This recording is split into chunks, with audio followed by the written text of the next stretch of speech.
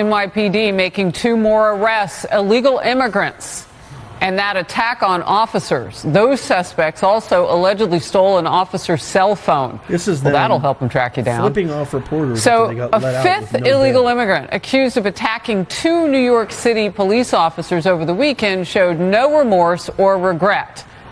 What a He was shock. seen, as you can see, giving his 2 middle fingers to the cameras moments after being released without bail. Could this be the actual straw that breaks the camel's back? Welcome to Nez Nation Live. It's your host, Professor Nez. I hope you're doing fantastic today, everybody. Wow, a lot to talk about today. In case you haven't heard, 6 NYC illegal aliens that entered the city who are identified as undocumented illegal migrants attacked 2 police officers, 2 New York City police officers, and then got arrested, got detained, put in custody, and then released with 0 bail moments later. I'm going to show you the video of the actual attack. I'm going to also show you the video of the DA, whose name is Alvin Bragg. He's being chased by reporters, and he absolutely says nothing. He's being asked, why did you release these migrants? Why did you release and let them out with no bail after they, committed this egregious crime? It has sparked the ire of people all over, across the aisle, bipartisan. I mean, left, right, middle, you name it. If you're an American, I would doubt that you feel anything other than utter rage and just repulsion from this absolutely terrible detraction from justice and detraction from criminal law prosecution that New York City has committed. It just makes your blood boil. And then, lo and behold, Michael Rapaport, who's somebody I can't really stand at all. I mean, he's just been going off rant after rant after rant. His videos have gone viral on TikTok, on Facebook, on Twitter, X, everywhere, where he's just railing off on Donald Trump. He's been doing it for years and years. I don't even know how long. Finally, Michael starts using his noggin. Finally, Michael starts to go, wait a minute. Holy macadamia nut.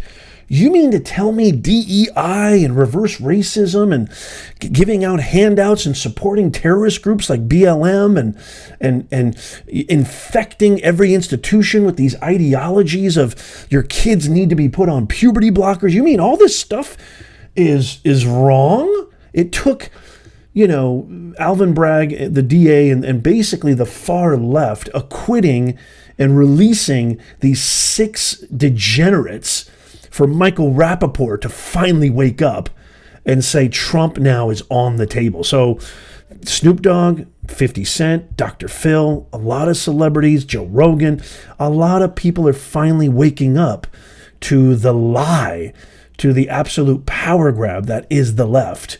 And I'm going to show you a quick video of Michael Rapaport. It's unbelievable how he has flipped. And we're seeing a flip after flip after flip. Legacy media won't talk about this. Mainstream media won't talk about this. But let's start with the video of the actual police beating by these 6 illegal aliens. Okay, so here's the actual footage. I know it's not great, but you can see these NYC police officers, 2 of them, getting attacked by the 6 migrants, illegal aliens right here. And it's pretty vicious. So I want to warn you before, you watch this. It's pretty bad. And you can see they're just ganging up on him here. I apologize that the footage is not bad. So that's it right there. Why were they released? Why were those first 2 migrants released?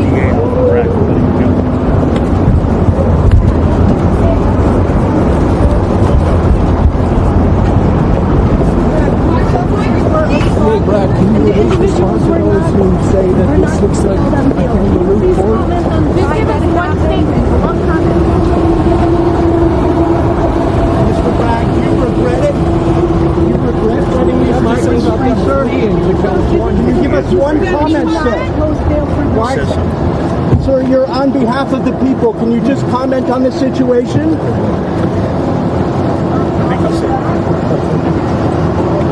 Okay, so you saw the video of the actual beating. You saw the video of the DA saying, or you saw the video of them being released and giving the middle finger like nothing was happening, like nothing was going wrong.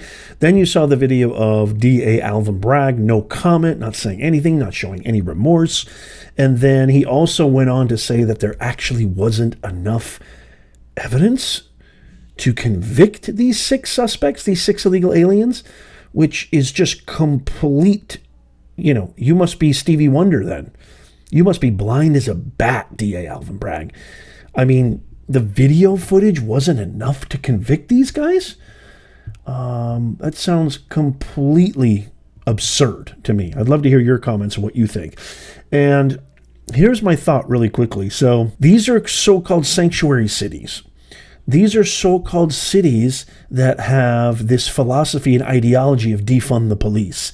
These are cities that think that no bail policies, and California is one of them as well, where I live, that these policies actually work. You've got people like Gascon and out Los Angeles who let criminals on the streets all the time. Crime rates have risen. Smash and grabs have risen. Disrespect of police officers have risen. Criminals are more brazen than they have been now ever. When are we going to admit that these are failed, miserably wrong, and awful policies that do not work? They don't work. When people commit crimes, they need to know that there are consequences. The very perception that there are no consequences is going to heighten crime. Never mind the fact that letting them all out on the streets 2 seconds later with no bail is just basically sending a message to the world: come to New York, come to California, you can get away with anything. So what is happening here? Why are they doing this? Audience, purpose, message. What's the point? Are these just really ignorant people? Are these really just people that have absolutely no clue? Are these people being pressured by other forces? Are they being pressured by external forces? Are they being pressured? Are they being influenced by something other than what's before their eyes? No evidence? Not enough evidence to convict? Very, very interesting stuff. I truly believe, again, that the Democratic Party has completely, 100% betrayed their values and principles. I don't think of Bill Clinton. I don't think of Obama. I don't think, any of these former symbols, or if you will, leaders of these parties would ever have. I think Obama's even gone on the record that he thinks defunding the police is awful and atrocious, and we need to stop with that rhetoric. They have gone so far out of their base. They've gone so far out of what they initially stood for that they've tried to appease some kind of demographic or some kind of audience that they have. They somehow had something in their head that if they can be the party that preaches you are marginalized, you're a minority, you are non-white, that we're going to do everything we can to make sure that you've got all the things that you need and then some. I think it has something to do with that, but it has backfired majorly.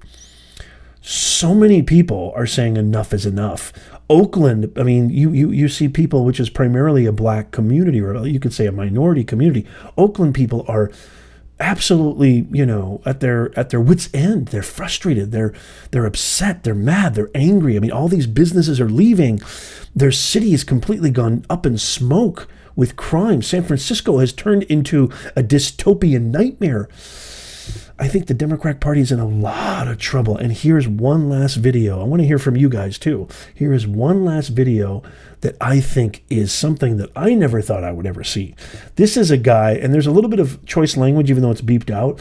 This is a guy who has literally been railing against Republicans, railing against conservatives, berating, using the most explicit descriptions, analogies, language, defamatory rhetoric you can imagine against Trump, against Republicans, against conservatives. And because of this latest incident, this could be the turning point. If not, it's already been turning with the border crisis, with DEI, with Claudine Gay, and everything else. This could be the turning point, the inflection point that may be the point of no return for the left and the Democratic Party. But check out this video and let me see what you think. You want to talk about flipping 180? I never thought this guy would ever say these words. This is why when I say voting for pig Donald Trump is on the table, voting for pig Donald Trump is on the table. The other day in New York City, 6 illegal aliens jumped a New York City cop, NYPD's finest.